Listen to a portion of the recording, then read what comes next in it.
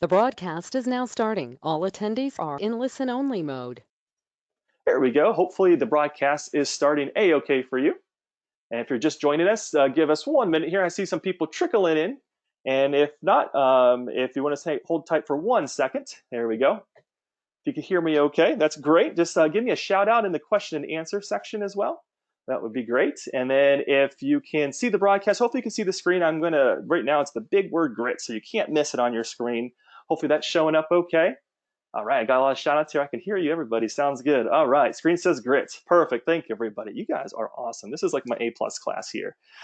So when we're thinking about grit today, if you can help me out here in the question and answer, we use the question and answer as kind of like a chat, but you can also definitely offer question and answers on the screen too. Is when I mention grit, when I have grit on this page here, what immediately pops into your mind? What does that conjure up? A word or a phrase or something? And I'll give you a second. I got a couple of items that I wrote down just from people I solicited opinions from, but I see endurance, I see determine. Oh, I see Dill. Is it someone said Duckworth? I like that. I know what that one means. You'll see that one here in a second. Toughness, determination, toughness, challenge, the fight. I like that one. Durability, resilience, gusto. I like gusto. Stick to itiveness. I had stick to itiveness. Yes, I like that one too. Determination, not whiny. I like that one. Guts, hard work, hardship. These are all awesome words. So thank you so much. There's so many of them. There's working through it, getting through the challenge, excellence versus perfection. A lot of great ones. So I appreciate. Thank you, everybody. I wish I can get to everybody, but I saw a lot of ones come through. So I appreciate you jumping into the question and answer, which we'll call the mini chat at the moment. So whatever these acronyms, whatever these words, whatever these ideas that come to mind, I know that these are all positive words, and then I know I have some people out there. I have my Pinterest motivational poster type gurus out there, so I like to share some of the things that I came across with, in addition to grit. I saw some individuals who shared, they put grit and they put like growth, resilience, initiative, tenacity, which is like being determined and so on. So I kind of like that look to it. And then someone also has that they shared as like a mini poster or something on the screen or a graphic that the students can download. Grit, give it your all, redo if necessary, ignore giving up, and take time to do it right. So I like those ones, and I only halfway joke about being artsy and using Pinterest and having posters, but you know it can be a great idea to explicitly share what grit means to you in your class, what it means to you when working in your field of study, and even soliciting ideas from your students to see what it means to them. And this can be a nice icebreaker activity, and it can be something that is then put into the syllabus. It can be put onto the board in the corner of the board that's up all the time. You can stress grit and what it means to you and your students in their own words prior to upcoming exams, before they sit through like a certification exam and so on. So, if you can, you can explicitly share what grit means. And again, I bet you my class would be different from your class and everybody else's class. And so we'll get all these answers that might have different but similar type of words that mean grit. And I see some of them keep coming in: passion, determination, rising to the challenge, never stopping. So I appreciate all those. And whatever the word or words that we're sharing today here, and there's a bunch of them in the Q&A, what we're finding out is a lot of these are positive words. And so what we can think about in our students is that, when we mention grit or we talk about grit, it's positive. So what we want to do is kind of stop the fixed mindset. So one of the key things that we can do as educators is to think about the mindset of your students. So think about their mindsets. What kind of mindsets are they in? Do you have a lot of them that are in this fixed mindset, or do they have this growth mindset? Is it, 80-20, 50-50, or so on? And then once you think about your students and the mindset of your students, then the next step is to recognize and then attend to those experiences at your school. And this is important because for students to develop grit, they need to cultivate a growth mindset. So stop the fixed mindset, cultivate a growth mindset. Now, I ask you if you have heard these from your own students before. Something like, I'll never get this right. Or the ones that hurt me a little bit is like, I'm so stupid, or I'm so bad at this. I'm totally useless, or I'm such a failure. I always mess this up. Or nobody understands what it's like, dot, dot, dot, and, put in whatever the scenario situation is in there. And so when you think of those, I know when I think of those, I can think of a couple students that come to mind right away. And it's been a couple years since I've been on the on-ground classroom, but like I know some of these students have this these kind of negative mindsets, this kind of fixed mindset, and it's difficult because we have to be alert in our classrooms, we have to be alert in our labs and in our hallways to listen for this negative self-talk. This negative self-talk is like I think of it like my inner voice or that person sitting on my shoulder, beating down my beliefs and my own abilities. And so, what we need to do as educators, and when we're working alongside with our students, whether it's the classroom or the lab, what we need to do is offer proof that their negative look on themselves is not correct. So I like to say is proof positive. So let's take a look at, say, I'm so stupid, just because I said that one hurts me a little bit. I hate hearing that one. So let's take a look at I'm so stupid, for example. A simple reply that I can give, or maybe you have given at one time, is no, you're not stupid. And yes, it's true. You really mean it. You don't think they're stupid. But sometimes something stronger, something perhaps better, would be I know you're smart because, and then name a time the student performed, I don't know, a lab procedure well, or aced an earlier quiz, or maybe they helped a fellow student understand a difficult concept that was hard to grasp. So, what we can offer are actual scenarios or proof, and we can help those students get this negative fixed mindset out of their way. So instead of, oh no, you're not, you're not stupid. You got this, you got this. It's taking it one step further, and you can start off like that, but then it's adding, I know you're smart because, and proof, proof, proof. You have to show proof so they can have this mindset that's not fixed, and we hopefully they start growing for it. So first one is being proof positive. The second one is find specific conflict. And for example, if a student says something like, I hate writing, well, you may well know that that student, doesn't hate writing. They don't mind it, or maybe they do like it.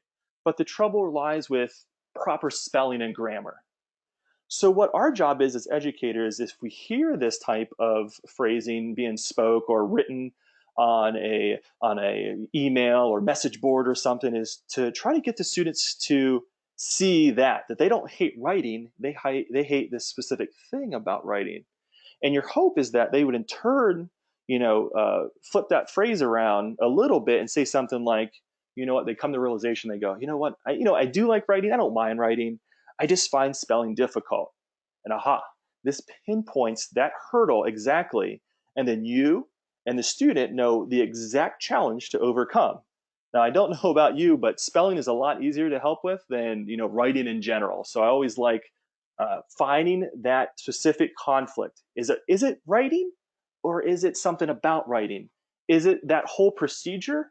Is it fixing this one thing? Is it taking the this or that, or is it one component of that procedure? Is it one component of those steps? And really narrowing down and finding that specific conflict.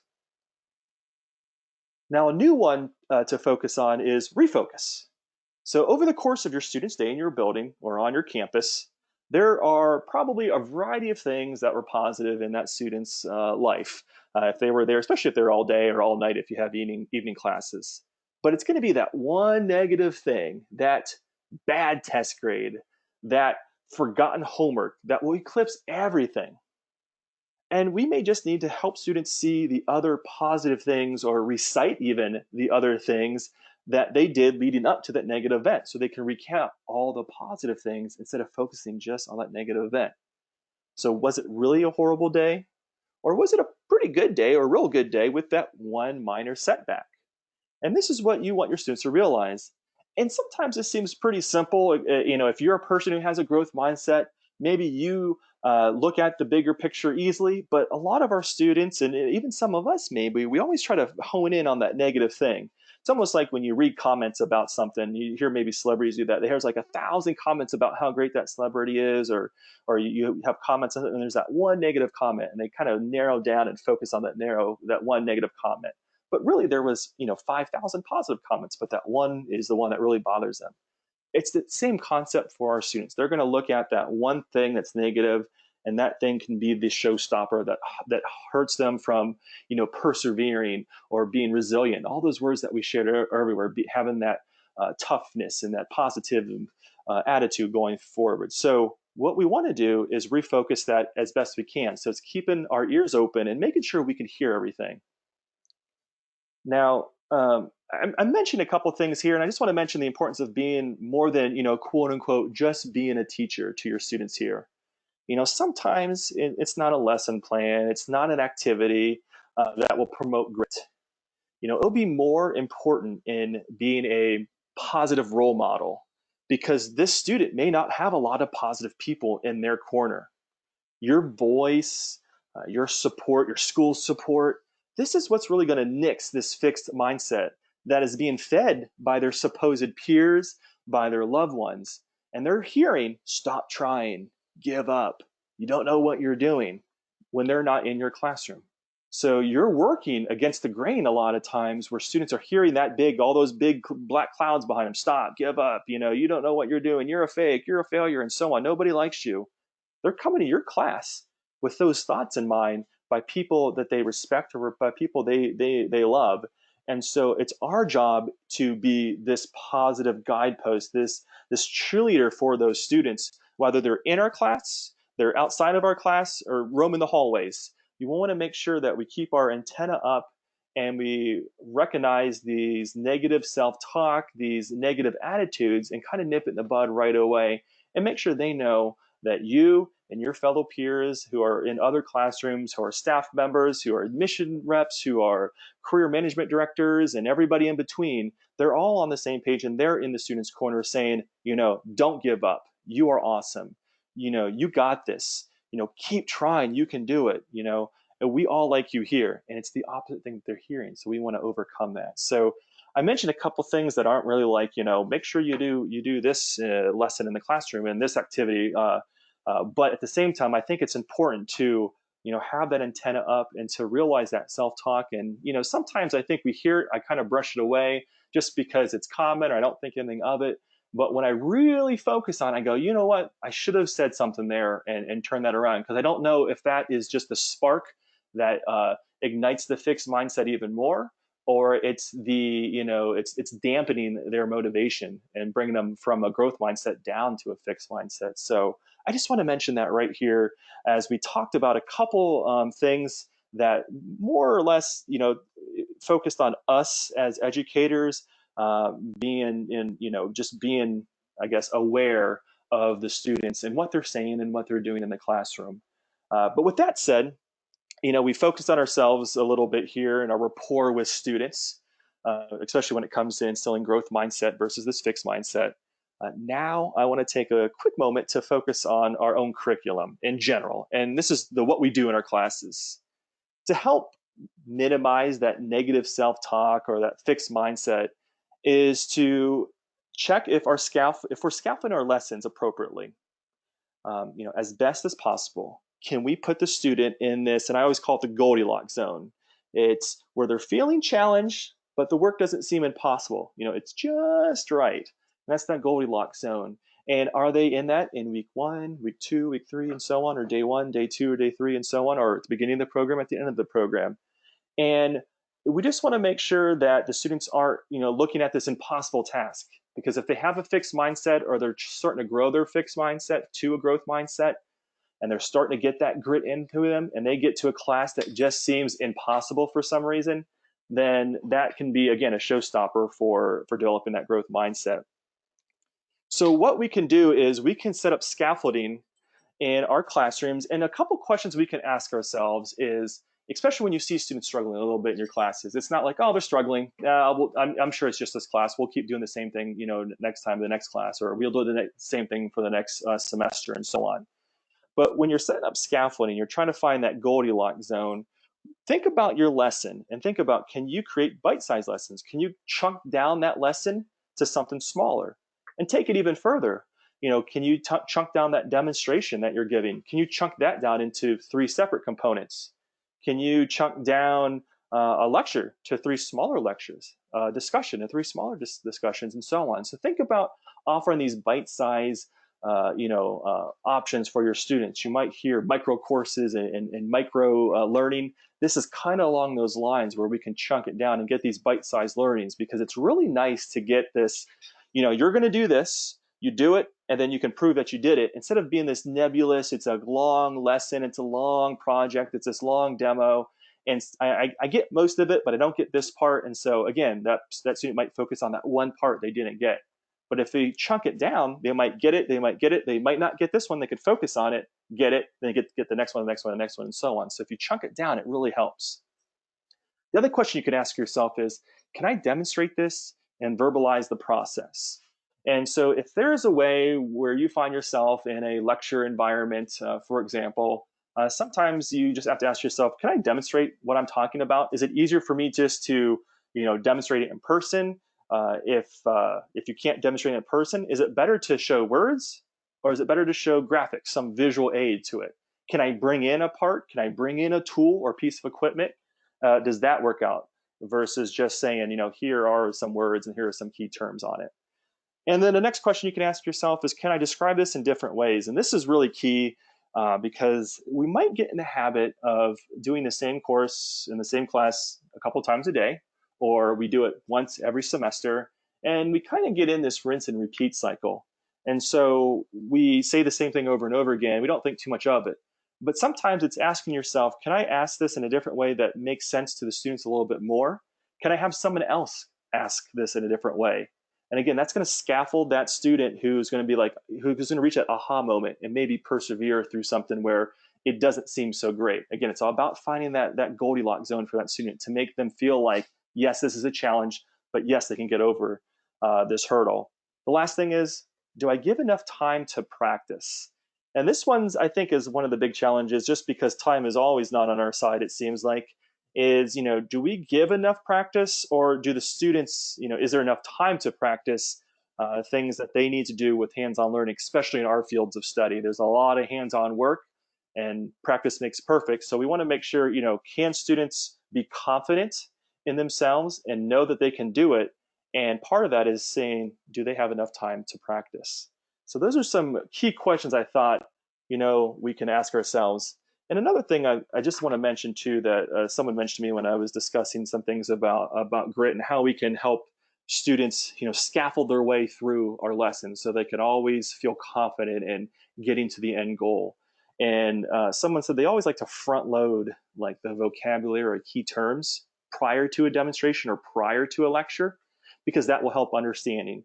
And again, we talked about, I could say read chapters 4, 5, 6, and it probably won't read chapter 4, 5, 6. But if I give, 10, 20 key words, they might come through and look at those key terms. And then when we do the lecture, or we do a demonstration, they're not getting as lost as easily. So they're feeling more confident in the demonstration. They're feeling more confident in a lecture that they're understanding it because of those key terms. So someone recommended to me that they like to front load vocabulary and key terms as much as possible. And whether it's just giving them a sheet that has the key terms on it to review, or it's going to be something like making, whether it's old school paper note cards that you have, or it is something that is, in a digital form, like a digital note card. You can try those different ways and implement front loading those key terms, those vocab words, those key items that will help the lecture, that will help the demonstration out later on. So that's scaffolding. Again, finding the Goldilocks zone. Now, another thing to promote grit in our students is that we have to instill the want to give effort and the want to try to promote new strategies when faced with challenges. This is versus shutting down, for example. So oftentimes our students will come up to an adversity, to a challenge, and shut down, or they do it once and then shut down. So, oftentimes too, a student will do the same thing, the same poor method that didn't work, that got the same unsatisfactory response, and they just do it again. They prepared for a test this way, they took notes a certain way, and so on, and they just keep doing the same thing. And when I think about these challenges that our students face in our classrooms and in our curriculum, I think back to students who struggle with particularly note taking, test taking, and even studying skills. These skills sometimes or even often are poor, and they're picked up pretty early in a student's academic career. They just keep doing the same thing from K through 12 through middle school and high school, maybe through college, and even through the classes that we have at our schools. They keep doing the same thing, and it doesn't get good results. But they don't know any other way to do it.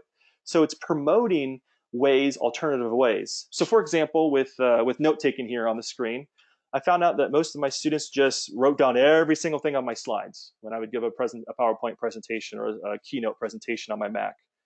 And they never tried anything different when they struggled with studying or reviewing the notes because they actually didn't have any other alternative ideas. And you ask them, well, why don't you do it a different way? There is no other way that I know. I've been doing this since I remember taking notes. I just wrote down whatever the teacher said that was on the screen. And so that's what they come in with, and they have no good tactic that's an alternative tactic. So what I like to recommend, and what others have recommended to me, is to help students develop grit and to be open to try new ideas, is to actually help them out to try new ideas. And sometimes it can be as simple as using colors and notes. This was one of the things that was fantastic, because you can say, okay, for students who struggle with notes, maybe they're more visual, or maybe just changing it up a little bit will bring positive results. Green pen for key terms, blue pen for questions a student has, and black for normal notes, for example, or green pen for Mr. Grimes' class and blue pen for Mr. Lambert's class, and so on. I remember back in my academic dean's office, I used to have all kinds of these crazy colored pens, sparkly and smelly pens and all that stuff. And I'll tell you what, one thing that works almost as good as a candy jar in my office to get students come in is having these pens. But when students were struggling in class, they could come in and then we could help with different ways. And one of the ways was using colors in your notes to just be a little bit more organized and to really bring out questions and key terms and things in your notes that will be beneficial when you're going back and studying, instead of just being a bunch of scribbles in all black ink, for example. So I thought that was a very nice idea to bring in. So, using color notes, I had another instructor. They implemented the Cornell note method. And so you may or may not have used this before, but the Cornell note method, take a piece of paper, fold it in half, and then take the bottom portion, fold it about a fourth of the way up. And now you have three sections. You have the left side where you can ask questions. A student can write down questions they have during like a lecture or demonstration in the lab. On the right side is the typical notes that they might take, but a little bit smaller. And then on the bottom, which I really love, is the summary. And it's summarizing what the lesson was in your own words. And sometimes introducing that can be a big thing for students to get that aha moment to say, oh, maybe I can try something new. And it worked out fairly well. So whatever it is, think about different ways to focus on visuals instead of words. A person struggling taking notes, focus on the diagrams and the illustrations and whatnot. That might be the change that's needed. Again, it might seem so simple to do, but it's going to bring about big changes and help promote that type of, okay, you know what? If I'm struggling, I just need to do something different and get over this hurdle, and instilling that into them. Now, sometimes I do a mandatory volunteer process with them. My mandatory volunteer process is, hey, as a class, we're going to use Cornell Notes today, and just check it out. You may like it, you may not like it. You can do this on ground, or you can do it online, where online says, okay, you're going to take notes on chapter 8, use the Cornell methods, for example. And so you can do it that way. Or you can go and just use this for individuals that are struggling who are coming up to you. Hey, you know what? Try this method out. It's not going to hurt anything, but you might get it. And again, that aha moment is going to instill that seed into that student that says, you know what? If I'm struggling, I shouldn't do the same thing and get the same results. Maybe I should try something different. Again, something pretty simple that could bring a really good positive results. And what I like about it, it lets them see that trying new things and when facing an obstacle can lead to positive results, and they shouldn't fear trying something new. A lot of times there's this fear of trying something new. When you're looking at, for example, students who are taking tests or nervous about passing the certification, teach them pneumatic devices is such a key thing. And again, they may have used this before, maybe not. For me, I remember, every good boy does fine, the lines in the treble clef, or please excuse my dear Aunt Sally, the mathematical operations, parentheses, exponents. Well, I don't know if you have any ones that that come to mind. I guess my very excellent mother just served us 9 pizzas. That's the planets with Pluto included, because I grew up having Pluto as a planet. But sometimes those pneumatic devices are game changers for individuals who never experienced them before. And it just took an educator, a teacher, some type of mentor to go in and say, try this out, do something new. If you can't memorize all these vocabularies, try a pneumatic device and see what happens there. And so that's a nice way to offer a good way to something new, and something that, again, I just consider that normal type of learning for me. But as someone put in there, please do not throw sausage pizza away. And so you got all these different ones that mean different things. And I think about it, that was such a long time ago I learned those pneumatic devices, and they stick with my head today. So what if we gave it to them just to learn for that time, or when they're out on the job, boom, it comes right back to them right away. So, in addition to pneumatic devices, a great tactic that was shared with me was this memory dump. And I know what it is, but I never actually used it before. But when I started thinking about it, and I started chatting about the instructor, I thought, what, we can have students do a memory dump on exams. Instead of offering what I used to do before, sometimes would be the one piece of paper cheat sheet. They can write it, and then the students write super tiny, and the tiniest drawings I've ever seen are on these one-page cheat sheets. But instead of telling them the one-page cheat sheet is okay, tell them they're allowed one sheet of paper when the exam starts. And oftentimes this mimics the official certification testing environment. When we were doing the CompTIA test, you get like a piece of paper and a scrap piece of paper, and so you can do this memory dump. And so this memory dump is, hey, I have to put down those mnemonic devices, these key terms, et cetera, et cetera, and then you can use this as a reference page when you're taking the exam. So it was twofold here. As one, this was a good tactic we were introducing because it's something new that the student might try. But two, it often replicated what the certification exam might do, especially when you're taking like a computerized one. They do offer, on some of them at least, the opportunity to use a piece of paper and a pencil that you can jot some ideas down. So why not take that idea and put it in our classroom and offer this as an alternative way to possibly get all the information down on the exam real quickly, instead of just going through the 100-question exam and trying to remember that formula on question 86. Let's do an exam dump and put it all in there. And I thought that was a great idea. Now, you can do these explicitly again. These sometimes are done in a student success strategies course. Sometimes the students do these because teachers offer it in a 5-minute kind of quick tip type thing on a Monday morning, on a Thursday or Friday, on the last day of classes of the week. Maybe it's a quick tip at the beginning of class or at the end of class. But it's just always given these opportunities that students can discover some things, so maybe they'll try it out and maybe it'll work. And again, that's just kind of the little flame to the fire to get them going and realizing that they should try something new when they're hitting with some type of challenge, and that can be very helpful in developing that grit or that positive or that growth mindset. So overall, we have to set up the positive example and use positive talk anytime we're teaching, and anytime we're on campus. As soon as we pull up in our vehicle, or we ride our bike on campus or whatever, or walk the campus, being on, and avoid being sarcastic, making fun of students. I'm sure none of you do this, but I'm sure somebody who has done this previously. But so I just want to mention it. Complaining about students is one that we might often hear, or perhaps using negative self-talk on ourselves. Is, again, being that good role model. And we want to develop our students to develop a positive mindset or growth mindset strategies that can be carried over into their jobs and to their careers. Sometimes it takes a little extra push to introduce new ways of thinking, or a little push for new strategies to help them overcome a challenge. But I think that extra push is going to be very helpful, because if a student makes a breakthrough, then it's one step closer to helping develop grit in that student. It's going to give them that opportunity. So when you're thinking about stopping the fixed mindset, think about the growth mindset. Keep your ears open for that, for the words, and maybe offer some opportunity to throw in, some ways that they can overcome the challenges that they face. You've probably seen many students go through your courses, and ones that face similar challenges, whether it was a demonstration, it was a procedure, it was an actual test or assessment. Well, how can we help students get through it, instead of just saying, you know what, it's tough, kid, just get through it. Maybe we can give that little push, because that little push is going to help them maybe in your next class. It's going to help them in the next lesson. That's going to help them when the teacher down the hallway from you is teaching, and that student goes to that teacher, and they have that strategy to help them out.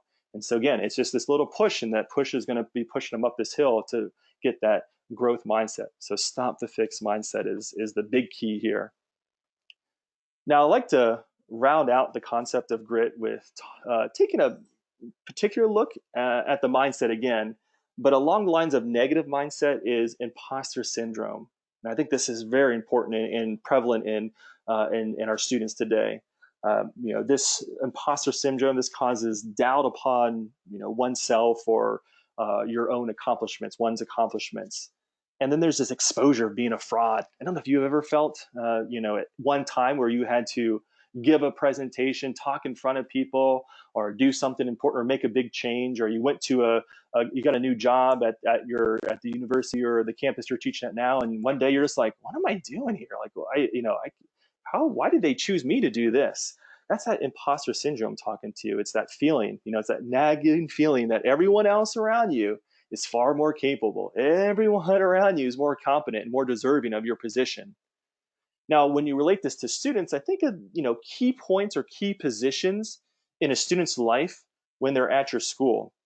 And when I think of these key points and key items is, let's start at the beginning here. So a student can be at orientation, or within the first couple of days of the week of the start of the class. They take a look around all this new surrounding, and they see individuals. Everybody is being successful in the class. Everybody's getting work done so quickly, and they feel like a fraud. So this can be this new orientation student. It can be a student who's already, midway through your program, already in the door, so to speak, but getting into their core classes, or attending classes with other students outside their normal cohort or their normal program. And then here's where they can feel a little bit like a fraud. They see other people, and these other people are all doing great. They're all getting this concept really well. They're just smoking it on these exams, and they're the only one who's failing this exam. That is this I'm feeling a fraud type of scenario too. So it's just interesting. There's this vital time too. When we're looking at the end, where students can be in an externship, seeing other externs, other actual employees, and being quote unquote out in the real world. This can lead to the feeling of being a fraud. And then finally, when students graduate, or maybe being close to graduating, and they're applying for jobs, and they're going through the process, and in similar fashion to the externs, maybe they're already on a job somewhere, and they're the newbie. They look around and they go, "Man, I'm a fraud." And so, what can we do?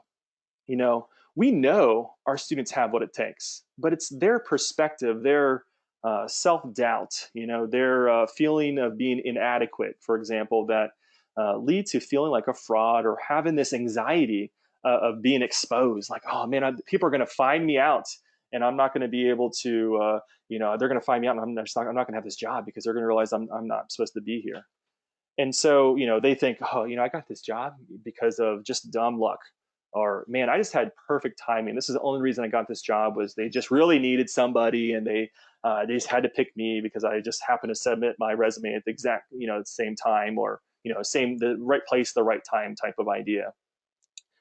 What they have is, and what we want to combat against as educators, especially in these core zones, these orientation, new classes near the end for graduation and externship, is they have this, like, what I know a little bit of stuff, but everybody around me, they know what these other students, they know so much stuff.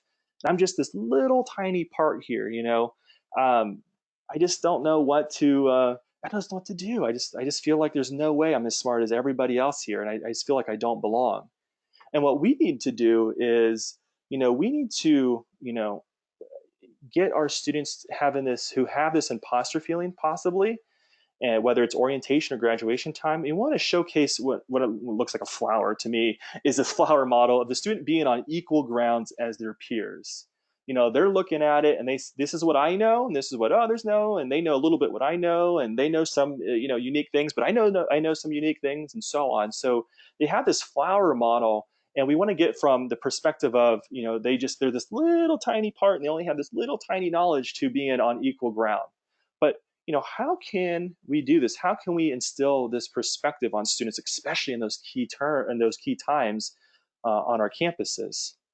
One, I'm going to go back to the kind of the beginning here, and it's just being available to to talk or be a mentor to the students.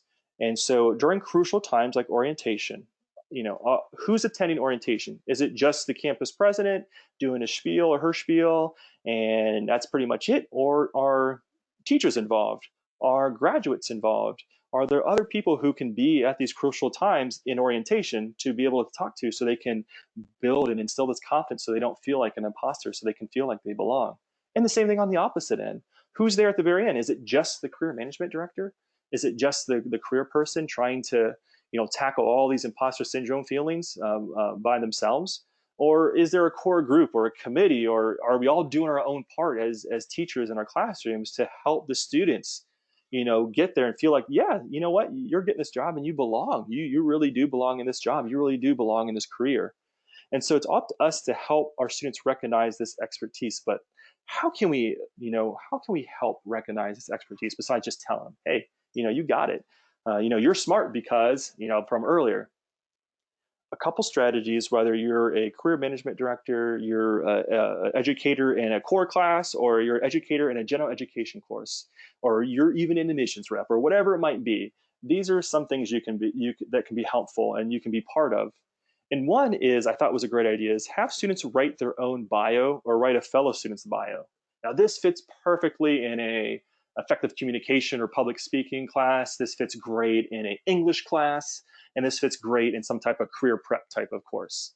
But at the same time, this can be used again in any class at the very end. If you want to implement this in as part of the lesson, again, one of those like things that are related to your topic, but it can really show what skills they've picked up in your course. So again, you don't have to be on the one end of the spectrum of a career individual or career staff member. You don't have to be only an English teacher or effective communication teacher. This can be used anywhere.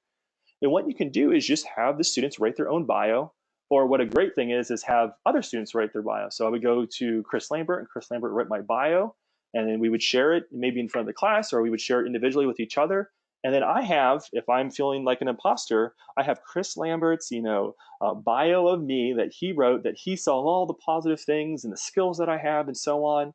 And maybe that's going to be the aha moment for that person as an imposter. I'm like, oh wow, I guess I do have all this stuff. This is what people recognize in me. And so that is a fantastic idea. Now, when I mentioned doing effective communication instructor, they said they would do something similar, and they would write their own bios, but they would give like a toast speech, which I thought was a very interesting twist to it. So it's a toast. So I would have to go up and I'd have to give a toast to Chris Lambert of ACCSC, and expound on these positive things. It's short and crispy, but it's to the point. And then Chris hears it, and everybody else hears it. And again, hearing some good things from another person, that's going to be huge for a lot of people. So having students write their bio or write a fellow student's bio, whether you just do it in a written form or you use verbal communication as well. Those are some great ideas, I thought, and I wanted to share that with the larger group here. Now, going on to sharing kind of like their bio is sharing their resume early, and then adding time near the end of class to kind of expound on it. So, for example, you might start resume building or LinkedIn profile building right up there at the very beginning, right after orientation. They are in their first class, they're in some kind of student success class, or there's this time that they can start building it with with some person who, in sometime hopefully in the near future, will be at the media center, and they can get some assistance, or again, they can have online office hours and get assistance. But they start their LinkedIn profile from the start. Now, maybe it won't be full yet, and it shouldn't be, because they have maybe some high school experience. For example, if you have some of the younger students, maybe it's a LinkedIn profile that is experience from an adult student who changed gears, and so they have a nice resume already. But what's going to happen is as they complete courses and they have to update it, they'll have to jot down the abilities and the skills that they got. They'll have to update, things that they've taken, and maybe get a letter of recommendation, or a writing in there that endorses that student from a teacher, from somebody, and that's building up, kind of like this bio, their ability to overcome this imposter syndrome. So they realize that they do belong. They realize they do have these skills. And so by the time they get to the very end for the career management director, they have a pretty hefty LinkedIn profile. They have a pretty hefty Word document, resume that's been building up, and then that person can put the final touches on it. And now they've seen this all the way through, instead of just being a kind of a last second type effort where they have to start building the resume at the very end in one of their last classes. They do it all the way throughout. So I like that strategy of showcasing their abilities all the way throughout. Now, if we are not in student success strategies, we're not in a career prep type of course. Again, this can be something that can be part of time that you can fit into the end of the day, end of the week, end of finals week. After they take their final, if there's extra time, they can update their LinkedIn resume, and so on. And just that way, the skills that they just picked up and that they learn in class, it's fresh in their mind. They might have it on the syllabus. They might know what they just did, and they can put that onto their resume, whether it's a Word document or a LinkedIn profile. So those are two strategies that I wanted to share. The other thing I want to mention too is keeping an eye on for students who might have imposter syndrome. And these are not like, okay, this person definitely has 100% imposter syndrome. We better go help them. But these are some things, again, to put your antenna up when you see this, and maybe talk to the student a little bit more, and try to figure out if there's something deeper going on. And one is whether the student is at the very beginning or at the very end, they have difficulty accepting praise or recognition because they don't see themselves having those skills or having that recognition. So they're not going to accept it. Now, some people are just, shy, or some people will just be like, oh no, it was a team effort and so on. And that's okay. But again, this is just something to keep an eye on, because you might see other things that are happening in addition to difficulty accepting praise or recognition. You might also see reluctant to seize new opportunities. And this is something that we see at the very end, that maybe our career management directors who are attending today, they might see this the most. But you'll see students, not go for that job. They get the interview and they don't accept it for some reason. Or maybe the procrastination due to fear. They just don't apply to too many. They apply to one because we twisted their arm and they applied, but they really didn't do anything about it. And it's because maybe they have this imposter syndrome. They're not, and they might have this fear where I don't think I belong out in the workforce. I don't think, I belong at this company. And so what they do is they, don't seize that new opportunity. They don't seize that new interview. They don't seize that new offer letter. They don't seize just the, going on Indeed or Monster or whatever it might be, and submitting applications. They don't do that. That simple step, which you're thinking like, I just don't know what is going on. Well, maybe it's imposter syndrome. And so how can we make sure that students, realize that they do belong, that they do, have the skills necessary? And it might just be you explicitly telling them or doing these activities all the way throughout so they don't reach this imposter syndrome at the very end. Now, to take the lens a little bit and switch it, I just want to take a look at the workaholic, or someone who just likes to do things all by themselves all the time, this individualism. And this workaholic is someone who strives for perfection and rarely reaches it, because they set these goals that are too lofty for them to reach. And so they have this imposter syndrome because they believe they're never going to reach that goal, or they're always not sufficient enough to, be perfect. And so they have this imposter syndrome instilled upon them because of this perfectionism. So keep an eye out for individuals that, who would always like to work by themselves, who is this workaholic. They study forever, and they do all this work and work and work and work and work. And then, by the time when it comes to go and maybe apply for these jobs, then there's that hiccup there because, they're a workaholic. Their resume is never going to be good enough. They're never going to be good enough in an interview. They're never going to be good enough, doing a certain task in class and so on. So you want to take a look at these workaholics and these individualisms, or the individuals that have this individualism, this kind of isolation to themselves. So that's imposter syndrome in general. And I just wanted to mention that because I think that's such a important part that is sometimes hidden in our students, especially at the very end and especially at the very beginning when students are going to college, or they're the first person in their generation to go to college, the first person in their family or immediate family or extended family to go to college, and then it just hits them. I don't belong here, especially if they don't do well at the very beginning. And so you want to keep an eye on this imposter syndrome. So just remember those crucial times and be extra observant. It's so painful to see a student who has the skills, who has the opportunity, but doesn't take it for some reason. And developing good rapport, reminding students of the accomplishments throughout school, which will be helpful, and then paying attention to some improper syndrome signs. These can be helpful strategies to help your students overcome this challenge, to overcome this negative mindset again, to offer this growth mindset. So I would be remiss to share these two additional resources with you when we talk about grit and growth mindsets. So I do want to share these with you. And these are, I think, another way that we could offer maybe some discussion or introduction to grit into our classroom.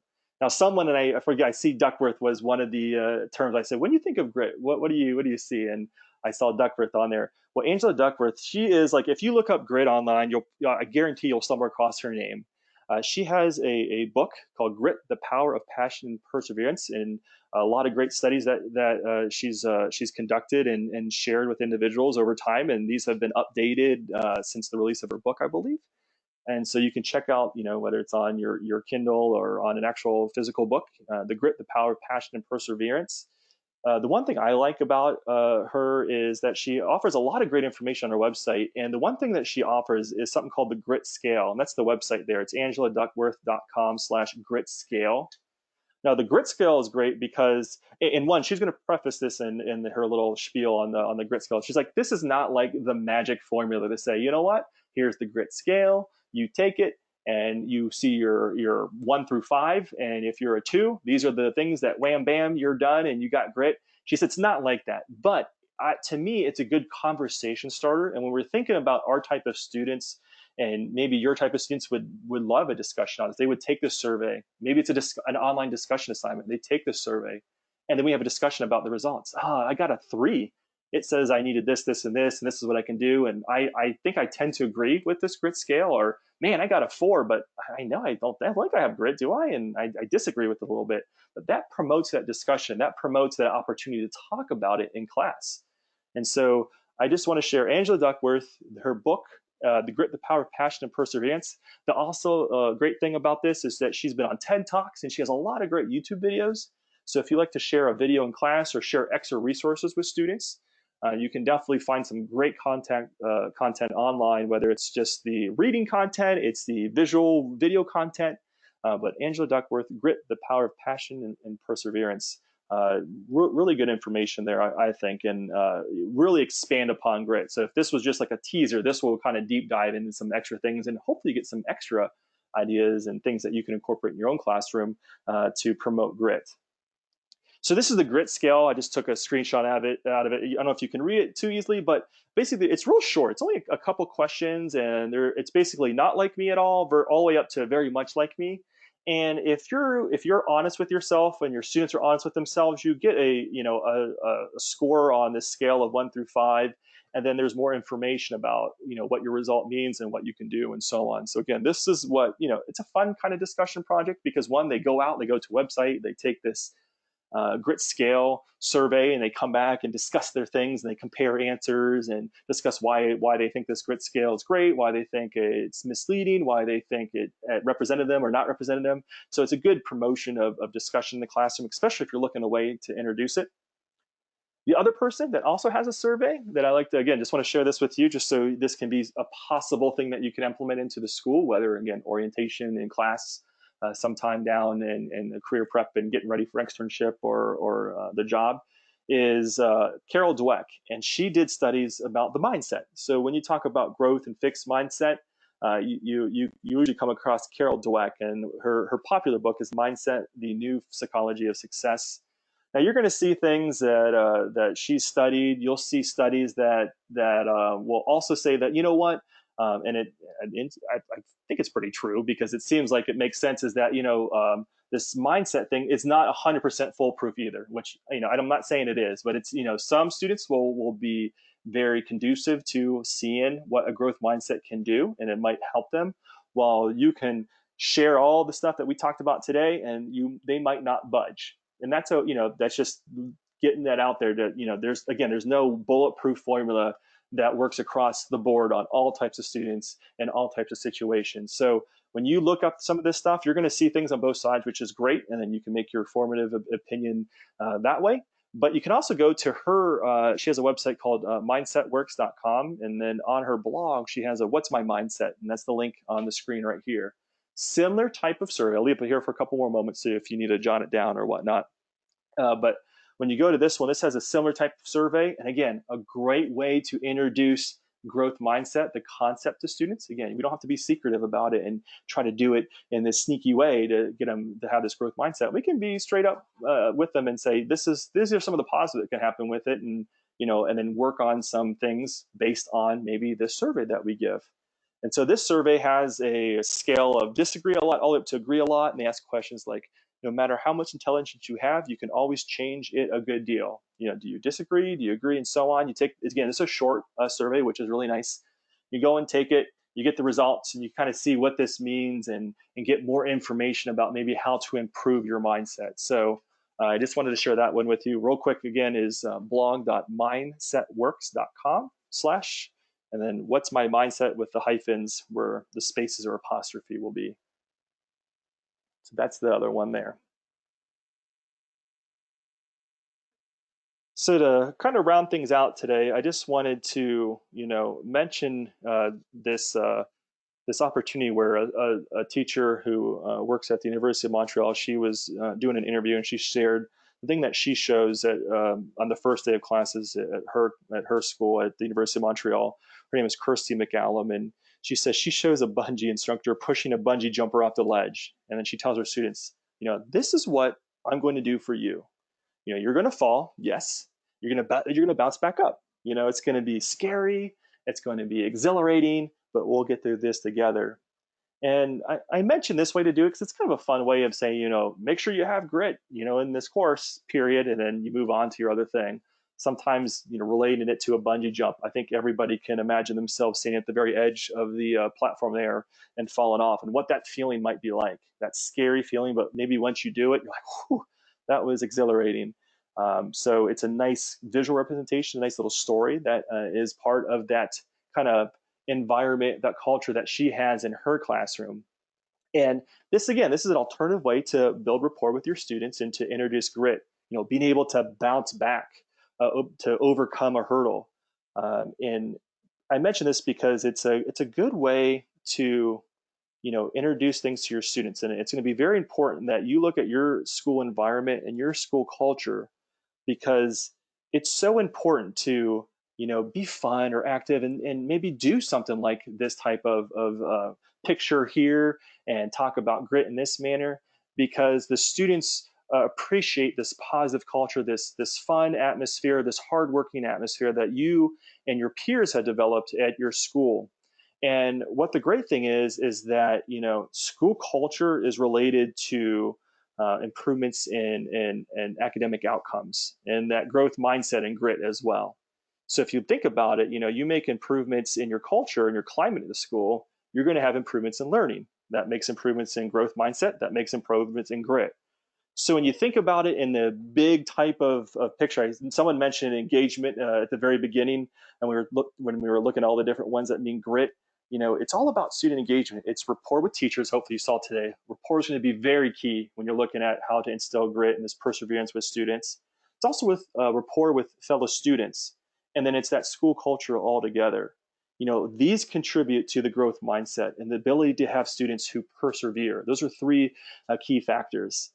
in other studies too, and there's a couple of different studies which I found out, which are really neat, is they say in studies, grittier students felt, in their school more sense of pride. So they were prideful of their school, prideful of the things that they do. They could bring their families in when there's events, and they talk about their school in a positive way. They had teachers help make connections to school, to the career. So that was a nice key point that students who were grittier, they found, a lot of grittier students, they appreciated and they had teachers who helped them make connections to school and career. And grittier students, they found out, just enjoyed coming to school. They enjoyed coming to school. They had good teachers. They had teachers that cared for them. They had interesting things to do, and they had people that pushed them. And had people who had that positive mindset and who helped them, who were their cheerleaders. And so those three things were really nice. So to conclude, I just want to say, to foster grit, quite simply, show that you care from orientation all the way through your courses to graduation and beyond. Just show that you care, and you should be good to go. Now, you can find me at Cyanna.com. If you have any questions, if you, for some reason, cannot get into the handout section and get that sign-in sheet or that certificate of attendance, it's available there. On my screen, I can click on it and it kind of downloads it to my downloads folder for me, and I have a Word document. But that certificate will be available on the accsc.org website, and in a few short days, I assume. We'll have to get the recording up there, and we'll get the certificate of attendance and completion up there as well. So you can have that available, so you can watch this at a later time, or you can grab my presentation. I'll save my presentation as a PDF, and then you can have that PDF and my slides on there as well. So I want to thank you for showing up today. I appreciate it. If you missed, the previous webinar, that will be updated soon too. And so my previous webinar last week, we'll have the recording, we'll have the certificate, and I'll have my slide deck up there. And then there was on March 27th, there was a really, really cool COVID-19 best practices.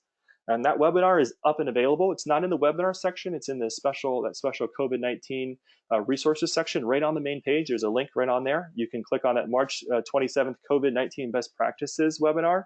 And the presentation, the recording, the certificate is available there. And they just updated the other day on March 30th, there was a new updated guidance for ACCSC schools, and it talked about temporary distance education delivery. It talked about suspending classes, disruptions of clinicals and externships, and talked about extended absence and whatnot. And that was in a PDF file, so you can click that link and download that one. So definitely bookmark that accsc.org website if you're not done so already. Keep an eye on that COVID-19 update page. And also keep an eye on, if you go to events, then click on webinars. You can find the recordings of the ones that we're doing here in this 4-part series. But if you need some extra and additional ones, you can go back a year, go back 2 years, and the kind folks at ACCSC, they've saved all that information up there so you can view those professional development opportunities as well. In the meantime, hopefully you'll join me for the third one coming up here on Thursday. We're going to talk about teamwork. And then on April 7th, we'll finalize and capitalize everything with organizing your teacher tool belt on April 7th. So some teaching strategies. So I want to appreciate you joining me here today. And if you have any questions, I'll stick around a little bit until I get the boot off on the webinar here. But I appreciate you sharing your thoughts and helping me out on getting some great words on there. And with that, I will officially conclude the webinar portion of this, and I'll jump to some Q&As if anybody has any Q&As available. So thank you so much, and hopefully I'll see you on Thursday. Thank you. All right, deep breath, whew. And then we'll jump to the questions and stuff. I will try to go from bottom to top just because now I'll make sure everybody's still here. Is COVID webinar again? Oh, the COVID webinar, if you go to the ACSC website, and actually let me see if I can share my screen, and I'll share my different screen. Give me one moment and I'll bring this up here. And let me see if I can get that website up for you. And this is going to be in, but if you go to the accsc.org website, you can definitely see the COVID-19 resources. So I'm going to bring up the actual page here. Let me go back to the main page and I'll show my screen again here. So hopefully you see the accsc.org website in front of me right here. If you want to look at the COVID-19, right on the very first link here is the COVID-19 resources, access to the latest information and guidance from ACCSC. If you click the read more, you'll get to the special page. So I'm going to bookmark this one right now just because I want to make sure I have this available. And so they have the March 27th at the very top, the COVID-19 best practice webinar. Really, really good one. It was really, really interesting. They sent that one as a recording too. So now it's available to download. The presentation is available, the recording and the certificate that you can customize.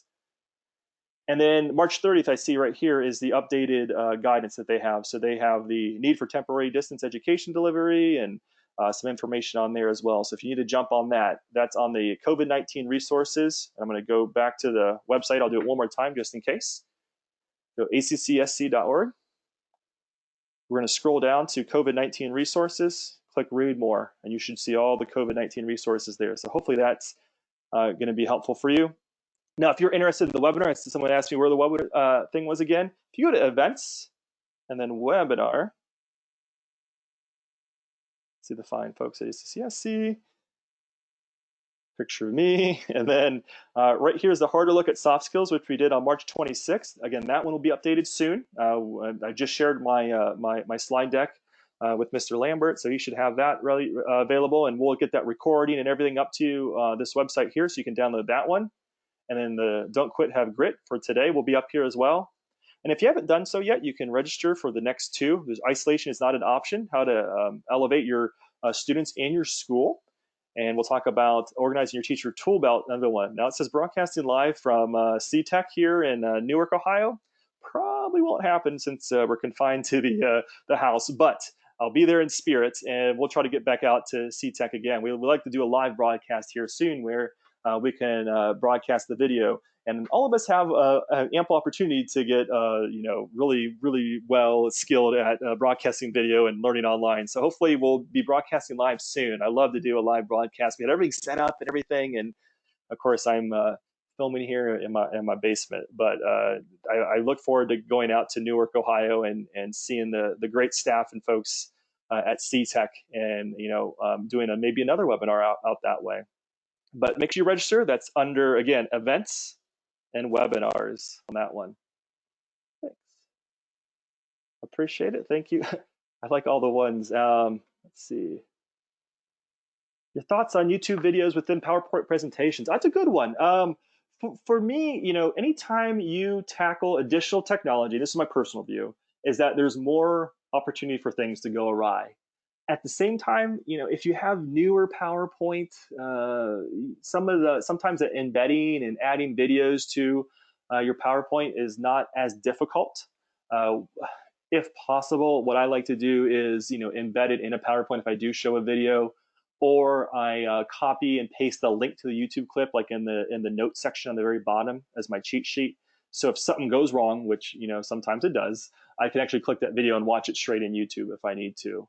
The other option that I've done, and only because I have online courses, is that I can use that embed code from YouTube and put it into my online course. So then it works straight from my online course. So if you have an LMS, for example, you might be able to put that YouTube clip right onto a page. So it's full page, whether they're on a smartphone or a laptop or tablet or whatever, they can view that video right away. And so if I wanted to share like a Angela Duckworth, video clip with her doing a TED Talk, I could in my keynote presentation or into my PowerPoint. But again, you're just inviting more options, and I think it's a personal preference. If you're kind of tech savvy, I'd say go at it. If you're not tech savvy, or you're not confident, or you don't think you're confident enough, I would wait for a lower stakes opportunity to maybe share a YouTube video. But I like that question on there. Appreciate it. All right, thank you. Perfect. Oh, good. You did it for you. It works well. Good. Yeah, I do like that one. So yeah, I just know before when they first started to do that, there was like this weird way to add a video, and you had to go to a couple settings. But now it's pretty simple, I think, to add some. Whether it's YouTube or Vimeo is another option that you can add video on. So I appreciate that one. Right there. All right. Well, thank you, everybody. I appreciate it. I'll stick on a little bit longer here just to answer a couple more questions. Let's see, I got one. All right, let's see if this one says, well, during lessons, I often ask if everyone understands. Why do students who don't understand not raise their hand, and how can I better identify them? That's a good one. This one, I've dealt with this one in using either student response systems or like the polling option there. So one is they don't raise their hand because they feel like they're the only ones who don't understand, because no one else is raising their hand. So why would I raise my hand and be like, hey, I am the only person in the class that doesn't understand. Sorry, everybody. I know everybody wants to go on. And learn more things, but can everybody hold up for me? That can be an attitude that a student has in the course. And so, they don't want to be singled out is one thing. And so that could be a key type of thing. And that kind of goes along with what we were talking about today is they don't want to feel like they're the dummy in the class. So they don't, raise their hand. And then my second thing is, personally, I wouldn't say, does everybody understand? Because I always get that. I'm the same thing. Does everybody understand? I either get a half nod or people finally look up at me and stuff. But I'll ask questions and I'll just pick on people that I just went over. So instead of saying, "Do you understand?" I'll just say, "Do you?" So what do you do in part, in part C here? And I'll say, "Okay, Bill, what do you think?" And then Bill has to be on top of the game. And if everybody in my class knows I just kind of call people on random, they'll be more likely to pay attention in class. And hopefully, if they don't understand something, they'll feel confident enough to raise their hand and say, "No, I don't understand something." And I won't pick on somebody. If I go, "Bill, do you know what you do in part C?" And if you're not answering right well, I might say, "Okay, D or Monica or James, can you help Bill out here?" And then they might get it. And I'll know who usually knows the stuff or not. So I know I have an ace in the pocket here to help some students out. But if I can ask specific questions about my presentation, about my demonstration or my lecture, usually that helps during the lesson. So instead of just doing a blanket, "Does everyone understand?" Because I think we all get the same type of answer, is to ask a certain question about it. And so you can ask that question. That's the low tech way to do it.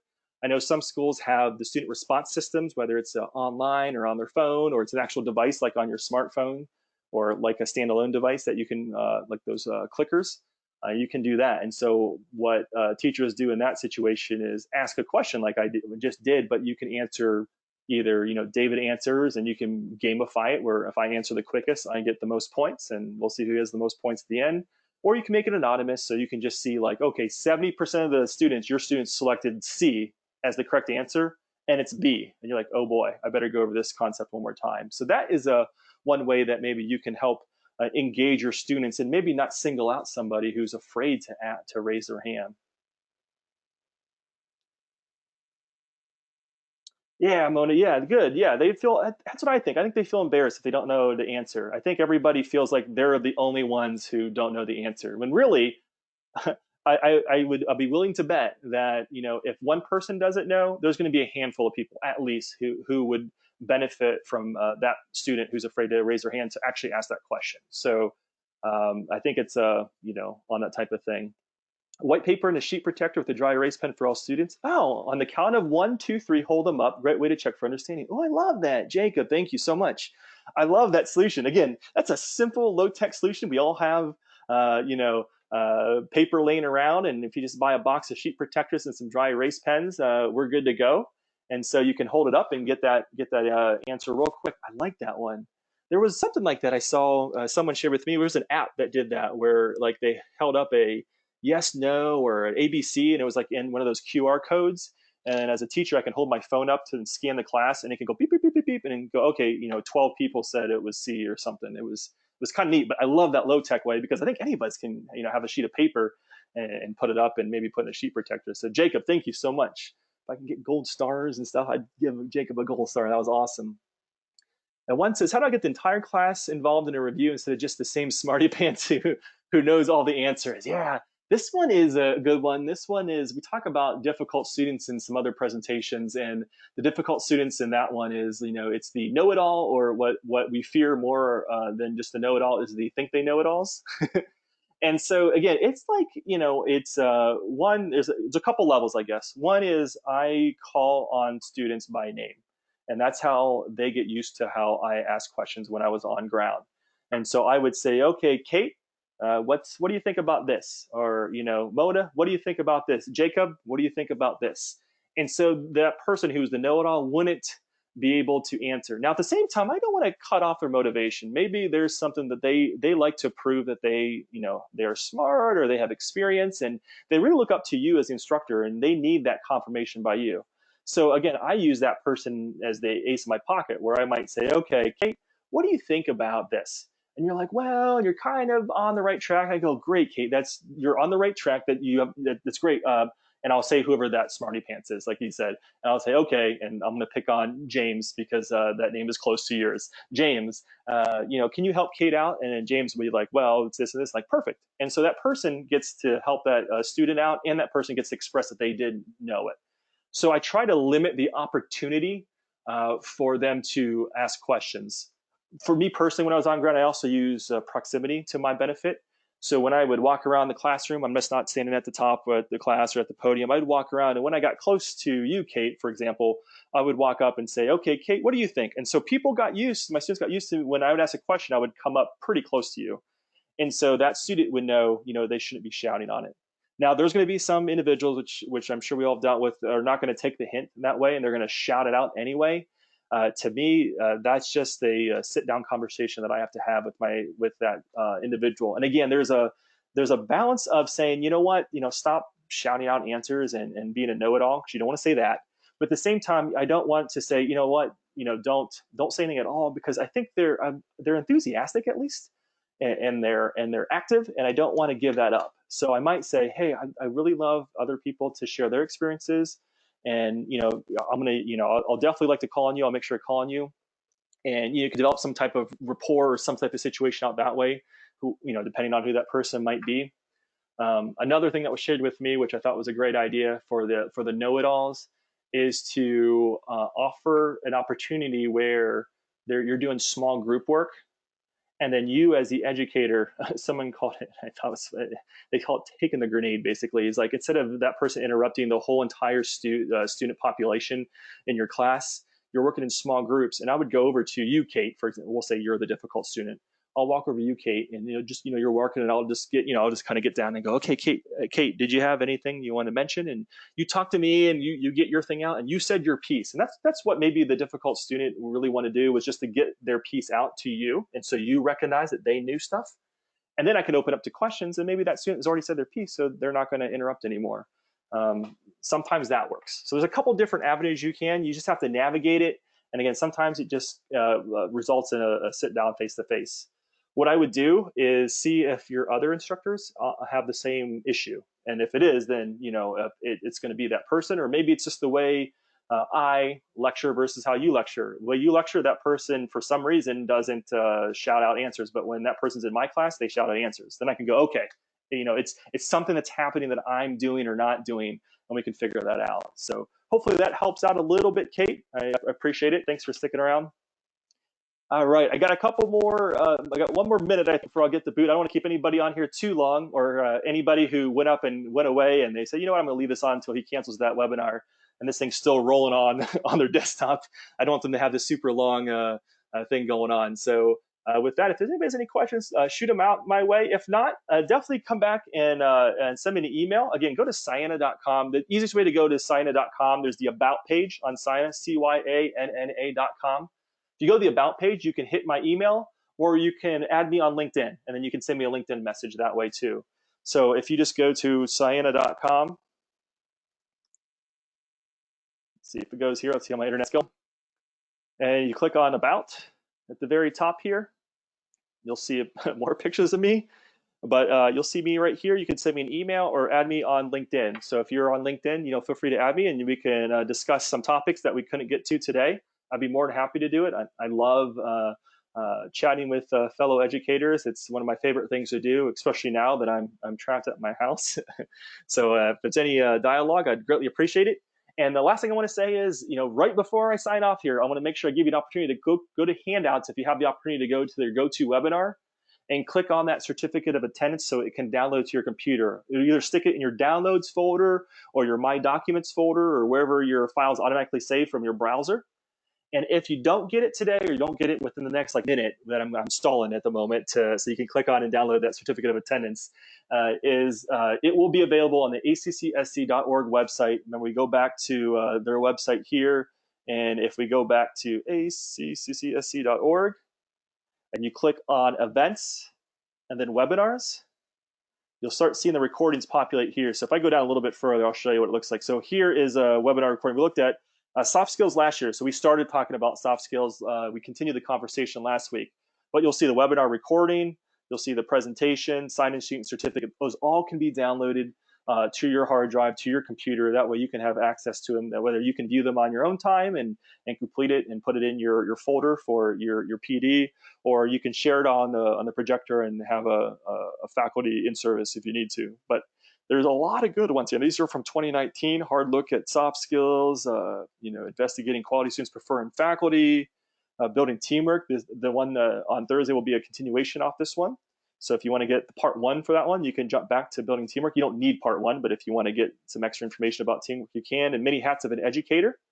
And even back to 2018, I have some up here that are, working with diverse group of learners, talking about assessments, experiential learning, and so on, empowering students to succeed in the classroom or for success in the classroom.